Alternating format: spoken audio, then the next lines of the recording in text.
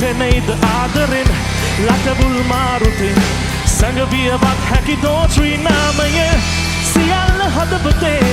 පිළිරව් නවතිද ගන්තානාදයෙන් විය යුතු මොහොතකින්